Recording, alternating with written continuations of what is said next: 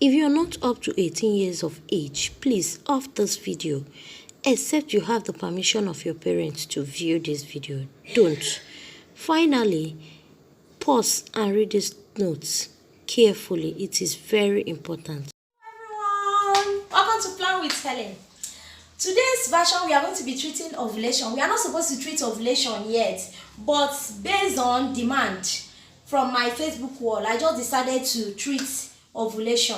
We are still going to go back to where we stopped in the last version. That's abstinence after the ovulation video. Now, what is ovulation? Ovulation is the release of a matured egg from the ovary of the woman that is within puberty, or that have experienced puberty. Let me use that language. Okay, once the egg is released, what happens? The egg passes through the fallopian tube, and if there is a sperm, or a sperm happens, you had sex and sperm came to the fallopian tube. When they meet, there will be fertilization. Then the egg moves to the uterus, where it will now develop, and then they will now say the woman is what? Pregnant. But if there is no sperm to fertilize this egg, what happens is that the egg moves to the uterus and is absorbed at the lining of the uterus.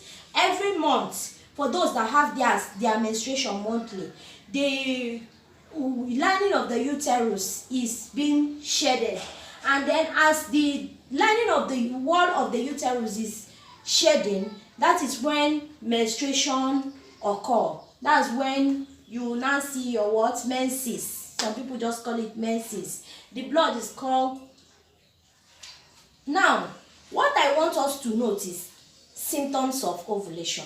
Symptoms of ovulation are very important so that we know signs that we are going to be seeing when we are within our fertile window. For those of us planning to get what? Pregnant. Now, the first one I'm going to treat is the cervical mucus. The cervical mucus, though these symptoms, it's not everybody that sees these signs. So some people will not see the sign based on maybe dieting, the stress, a lot of things. They might not really see this sign, but majority see this sign. The first one, the cervical mucus, initially will be sticky like this. I don't know if you're noticing what I'm doing. I don't know if my hand is even showing in the camera.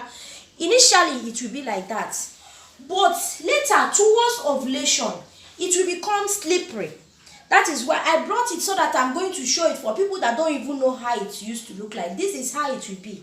It will become slippery once you move towards the ovulation. That is a sign that you are about to what? Ovulate. For some people it might just come out and stain their inner wear, but for others they might need to put their hand inside their vagina to notice that.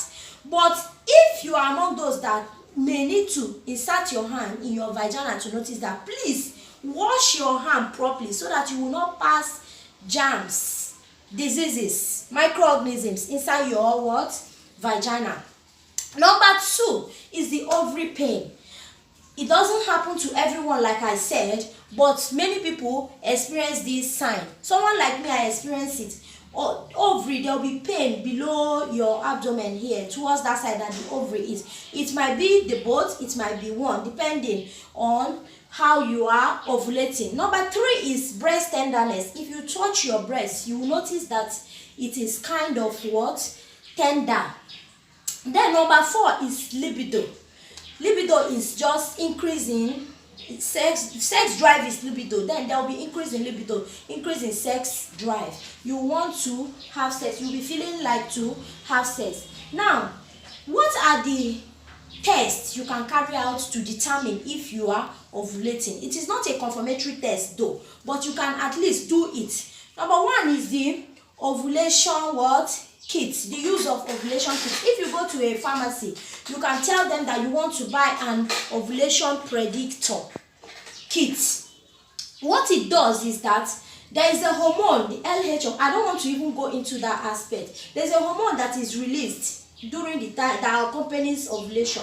What this kit does is that if you collect your early morning urine, you dip it inside the you use the test strip and dip it inside the urine, and you will see sign. If it's positive, you will see the double sign that shows that it's positive. If it's negative, you will see it's not, there will be no reaction. You will not know that it's negative. So towards ovulation, you will notice that there will be sign that you are positive. The second test that I want us to know is the fertility monitor. That one make use of both the LH and the estrogen. Then finally, the basal body temperature. Towards ovulation, there is a sharp drop in the temperature, the basal body temperature. Then you will know that you are what? Ovulating that period. But majorly, it is just a particular day that you ovulate. So what happen if you miss that very day? It is very important. That is why there is a window. The window is supposed to just be 1 day, but medically it is advised that you have 8 days window, so that the woman, you advise the person that is seeking to get pregnant to have sex with her husband within this window. That is when she ovulates. Now, what I also want us to note is that for those that don't see their cervical mucus, there is a supplement that you can take to improve this production of the cervical mucus. This supplement is called the Fetal CM cervical mucus. You can get it in a pharmacy or online too. They sell it online. Once you buy this supplement and you're taking it, it improves cervical mucus, so that you'll be able to know when you are about to ovulate or when you are what? Ovulating. Finally, there are drugs that people buy to be able to improve their ovulation. You can get it in the pharmacy too. But before you take any drug or anything you are going to be drinking because of ovulation or whatever in your body, please try as much as possible to consult your doctor. Be sure it is good for you, because there is no drug that doesn't have what? Side effects based on research. Now, how do you calculate this fertile window? Since there is only 1 day that you can ovulate, and now you need 8 days or 7 days. What I did here, I drew a 28-day circle. So I'm going to be working with a 28-day circle. I'm going to be working with a 28-day circle here. Now, for this 28-day circle, what you will do is, because ovulation, they say, used to happen at mid-circle. For those people that their circle is 28 and below, you calculate the midpoint of the circle. For instance, if I divide 28 by 2, what I get is day 14. If I divide 27 by 2, it's between day 13. If I divide 26 by 2, the midpoint will be around day 12 and 13, like that. So you should know that it is within this period that you are going to be seeing your what? Ovulation. What happens is, whatever midpoint you get, for instance, for a 28-day cycle, I got the day 14 as the midpoint. What you will do is, you're supposed to add 1 after you're likely to get pregnant here. Then 4 days before that day. 4 days before that day. 5 days before that day. Why 5 days before that day? It is because the sperm used to last for 5 days in a woman's body before it will die off. Now, if the person is strong, if the person has a high sperm count, but if the sperm is not that viable, basically 3 days or so, but let us just make it 5 days, so that you will be sure that you are at least trying your best to get what? Pregnant. What you will do is, 5 days before the day, or 4 days before the day, because you are going to be including the day. Now, day 1, day 2, day 3, day 4, day 5. This is the day of ovulation. What will happen is that you are going to try to have sex from the day 9. Is going to be your fertile window. And some studies that I checked, they even include these 2 days. For some people, that their ovulation might occur later.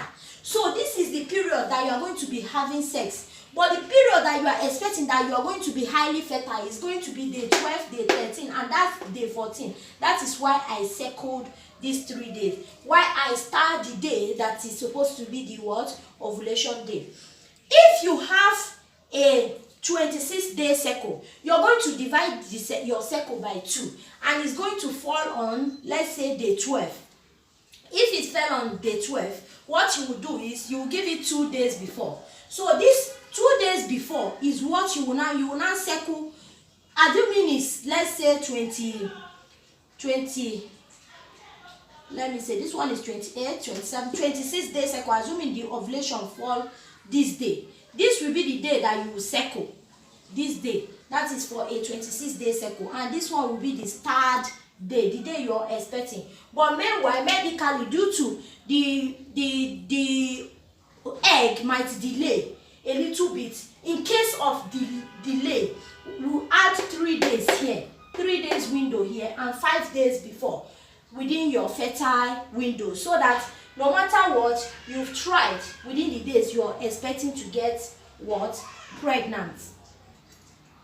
However, for those that have 35 days cycle, maybe between above 29, you see, I didn't include this in the diagram. 29, 30, 31, 32, 33, 34, 35. I didn't include them in the one I drew together.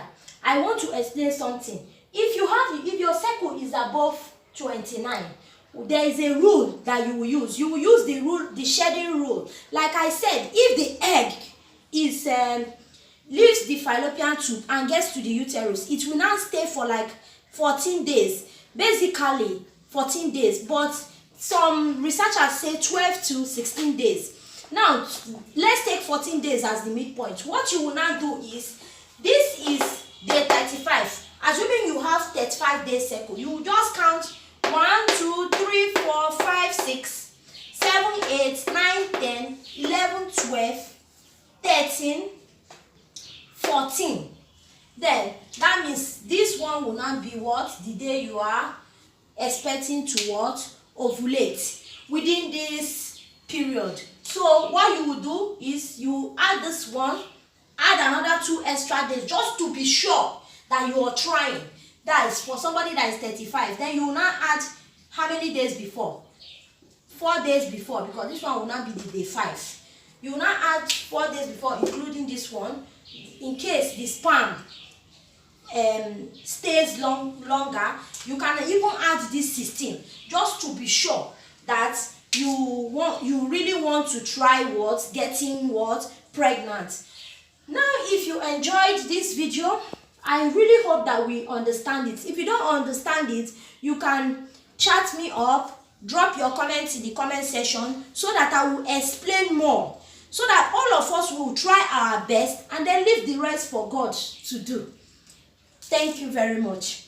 I really hope you enjoyed the video, and if you enjoyed this video, please don't forget to like, share to those who need it. A lot of people need it out there. Don't assume that somebody knows it, because if you ask a lot of people when is their ovulation, they will tell you day 14. Don't assume that somebody knows it. Try and share this video to the person, so that the person will what? Try her best, and then leave the rest to what? God. Thank you so much. Bye.